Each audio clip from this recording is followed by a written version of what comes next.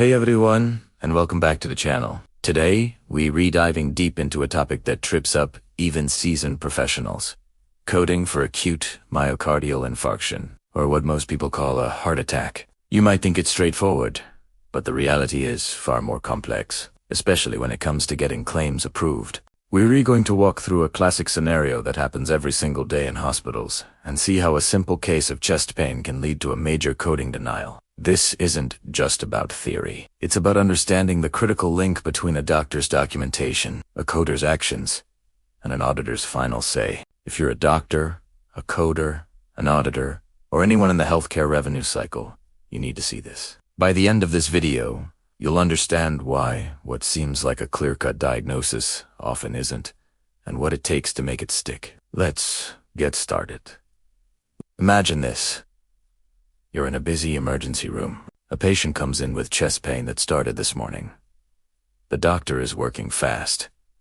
You hear the monitor beeping. The doctor types quickly into the computer.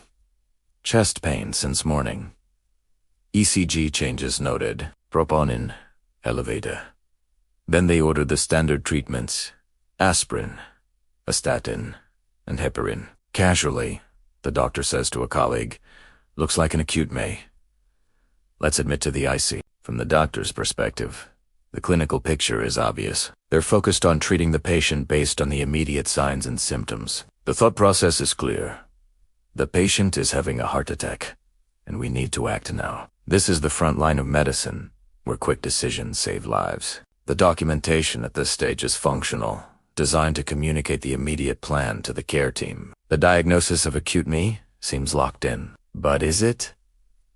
Now, let's switch gears and look at it from the medical coder's desk. The coder receives this chart. Their eyes light up when they see the key phrases: chest pain, high troponin, and ECG changes. This is the classic triad they've been trained to look for. They think, wow, this is perfect. With confidence, they select a code I-21.94, acute myocardial infarction. In termin, this is a high-risk condition, which usually means higher reimbursement and a stronger claim. They feel great about their work, believing they've accurately captured the severity of the patient's condition. They click the submit button, sending the claim off for payment. From the coder's point of view, they've done their job perfectly. They connected the clinical indicators to the right code. The doctor treated it like an MI. The labs support it, so it must be an MI. The claim is strong, and everyone should be happy. Or so they think. This is where our third character enters the picture: the auditor. The auditor's job is not to interpret clues, but to verify facts based on the final, definitive documentation. They pull up the same chart, but their approach is completely different. They say, "Let's verify this claim." They look past the initial R notes and go straight to the final documentation, like the discharge summary. And that's where the problems begin. First, the auditor points out that the final diagnosis written by the physician is chest pain, rule out ME. The term rule out means the diagnosis was only suspected, not confirmed. Second, there's no specific type of ME documented. Was it a STEMI or an NS? The documentation doesn't say. Third, the specific location, like which artery or wall of the heart was affected, isn't mentioned. Fourth, while the initial troponin was high, the chart lacks documentation of a trend. Was it rising and falling, which is a key indicator for an acute ME. Finally, the discharge summary itself uses vague language like a CS suspected, which stands for acute coronary syndrome. The auditor's conclusion is firm and swift. Acute ME is not clinically established in the final documentation. The coding is not supported. A downgrade is required. That a value claim is now denied and sent back.